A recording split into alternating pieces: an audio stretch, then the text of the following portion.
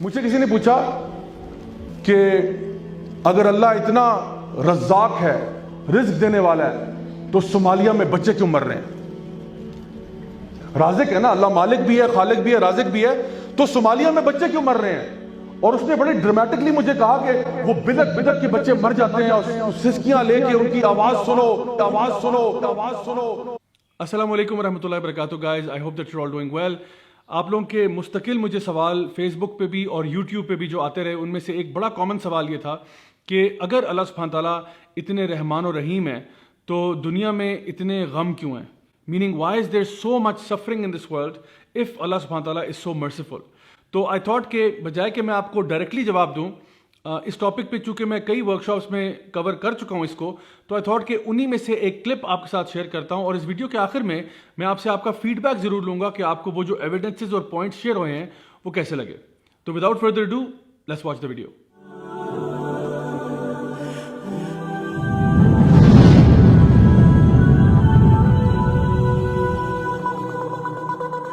اس کو ہم کہتے ہیں دا پرابلم آف ایول۔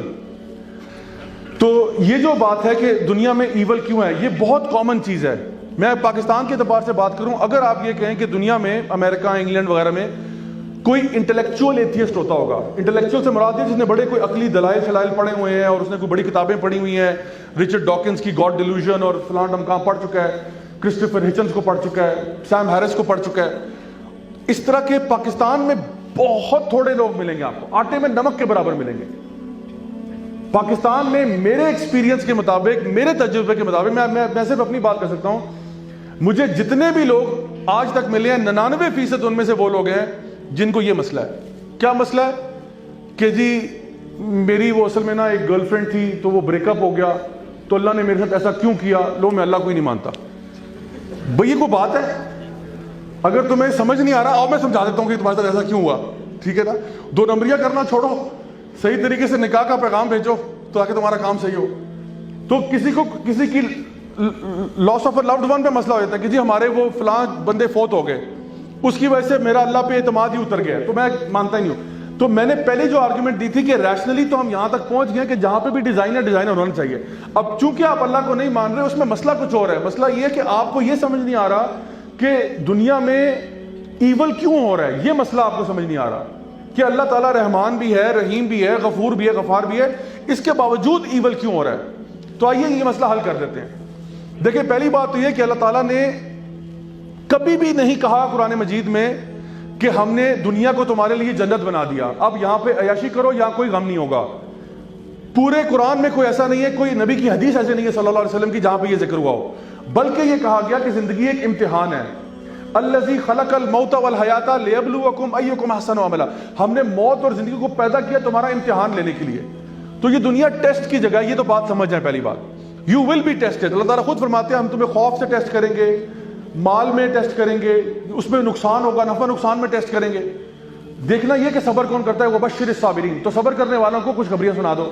تو پہلی بات تو یہ ہماری ایکسپیکٹیشن ہی غلط ہے کہ اگر ہم یہ سمجھیں کہ دنیا جنت ہے، وہ نہیں ہے، اس میں ٹیسٹ ہوگا، اپس اینڈ ڈاؤنز آئیں گے۔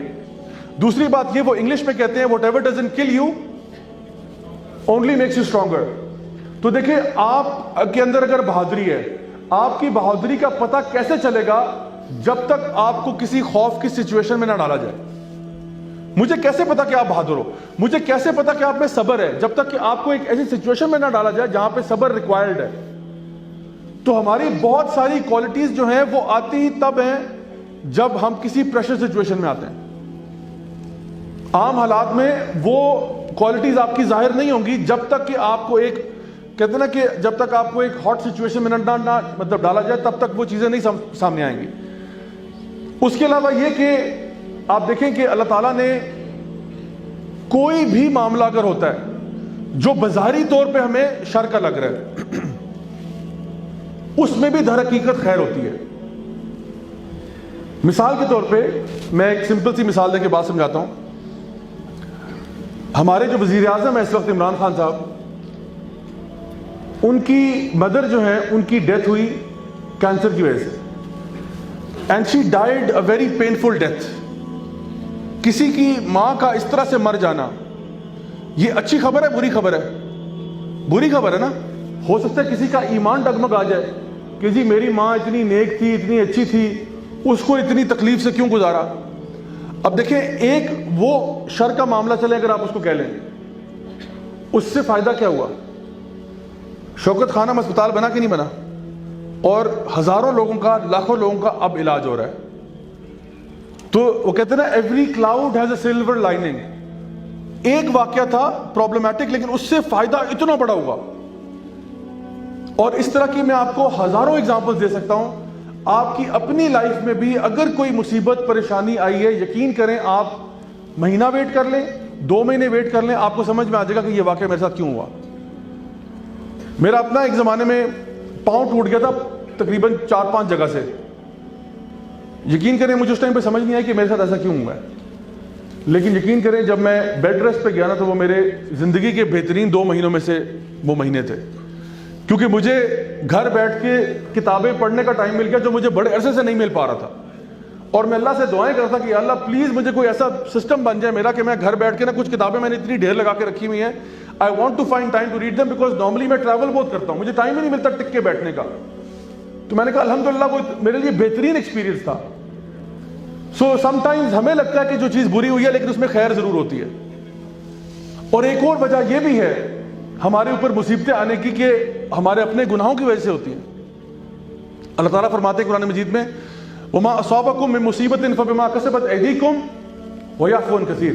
جو بھی مصیبت تمہارے اوپر آئی ہوئی ہے وہ یقیناً تمہارے اپنے گناہوں کی وجہ سے, اور اللہ تو بہت معاف کرنے والا ہے. تو جب بھی انسان کوئی غلطی یعنی اس کی زندگی میں کوئی پرابلم آئے, سب سے پہلے کیا کرنا چاہیے؟ استغفار کرے, کیونکہ استغفار سے گناہ دھل جاتے ہیں, مصیبتیں ٹل جاتی ہیں. نوح علیہ السلام نے بھی اپنی قوم سے کہا تھا فَقُلْتُ اسْتَغْفِرُوا رَبَّكُمْ إِنَّهُ كَانَ غَفَّارًا يُرْسِلِ السَّمَاءَ عَلَيْكُمْ مِدْرَارًا وَيُمْدِدْكُمْ بِأَمْوَالٍ وَبَنِينَ وَيَجْعَلْ لَكُمْ جَنَّاتٍ وَيَجْعَلْ لَكُمْ أَنْهَارًا. نوح علیہ السلام نے اپنی قوم سے کہا اگر تم لوگ توبہ کر لو اپنے کفر اور شرک کے بعد, تو اللہ تعالیٰ تم پر رحمت نہ سے تمہیں معاف کرے گا بلکہ تم پر رحمت کی بارشیں برسا دے گا. تمہارے مال میں اضافہ ہوگا, ڈالر ملیں گے تمہیں, تمہاری اولاد میں اضافہ ہوگا, تمہیں اللہ تعالیٰ باغ عطا فرمائے گا, اس میں نہروں کو جاری کر دے گا. اس کو ہم کہتے ہیں خوشحالی. تم توبہ کر لو, تمہاری لائف میں خوشحالی آ جائے گی, پراسپیرٹی آ جائے گی صرف توبہ کرنے سے. تو الحمدللہ یہ جو مصیبتیں ہماری لائف میں آتی ہیں, اس کی ایک بہت بڑی وجہ یہ ہوتی ہے کہ وہ ہمارے لیے ہمارے گناہوں کی صفائی کا باعث بنتی ہیں.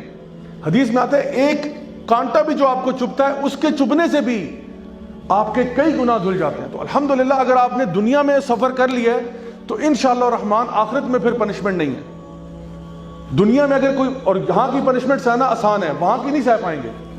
یہاں اگر مل جائے الحمدللہ کر کے, اللہ کا شکر کر کے سائڈ پہ ہو جائیں, وہاں والی برداشت نہیں ہو پائے گی.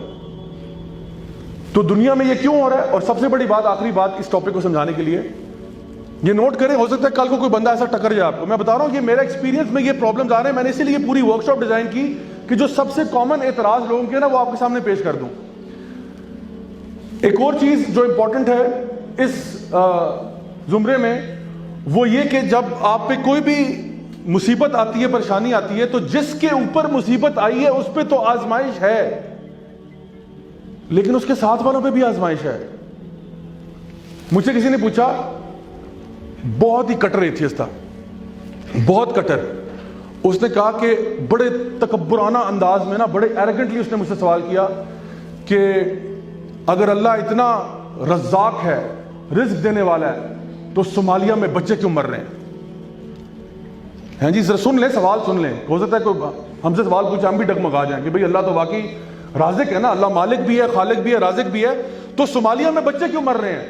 اور اس نے بڑے ڈرامیٹکلی مجھے کہا کہ وہ بدک بدک کے بچے مر جاتے ہیں, اور سسکیاں لے کے ان کی آواز سنو, ان کا فلاں سنو. میں نے کہا بیٹا پہلی بات ہے آپ ایموشنل نہ ہو, میں جواب دیتا ہوں آپ کو انشاءاللہ. دوسری بات یہ کہ اللہ تعالیٰ نے یعنی WHO کی, ورلڈ ہیلتھ آرگنائزیشن کی رپورٹ ہے جس کے مطابق وہ کہتے ہیں کہ دنیا کے اندر رزق کے جو ذرائع ہیں یا جو وسائل ہیں رزق کے, وہ اتنے زیادہ ہیں کہ 3 پلانٹ ارتھ کو کھلا پلا سکتے ہیں.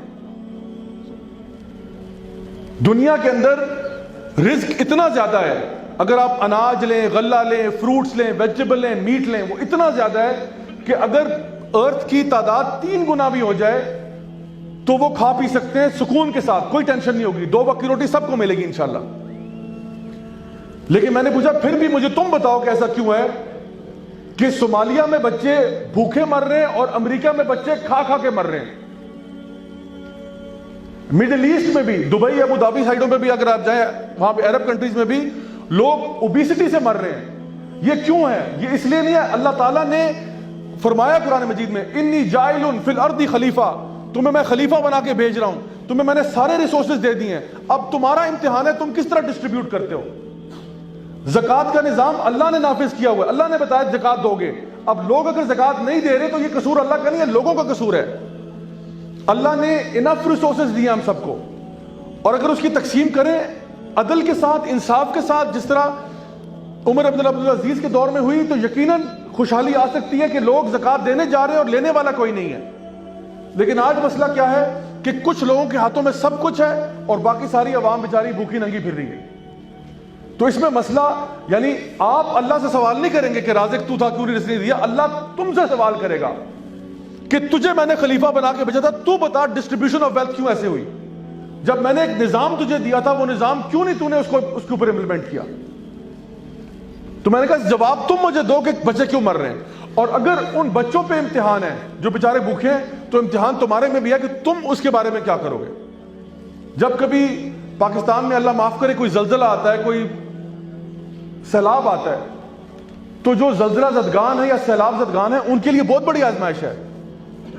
لیکن مائی ڈیئر برادرز سسٹرز, آزمائش میرے اور آپ کے لیے بھی ہے. اللہ ہم سے بھی سوال کر سکتا ہے ہماری استطاعت کے مطابق کہ تمہیں جو میں نے کیپیسٹی دی تھی, جو پاور دی تھی, جو اتھارٹی دی تھی, تم نے کیا کیا, جواب دو. تمہارے لیفٹ رائٹ بندے مر رہے تھے نا, تم نے کیا کیا.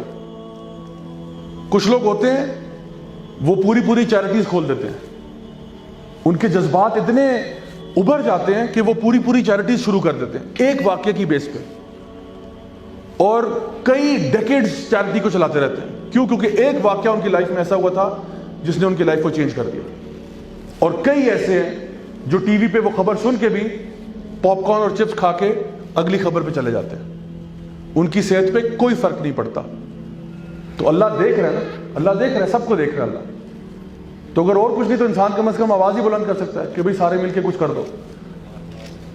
تو یہ اصل میں جواب ہے ان کا جو یہ کہتے ہیں کہ اللہ تعالیٰ جو ہے وہ دنیا میں ایول کیوں ہے, تو اس کا جواب یہ ہے ایول نہیں ہے, اس کے میں نے آپ کو سارے دلائل بتا دی.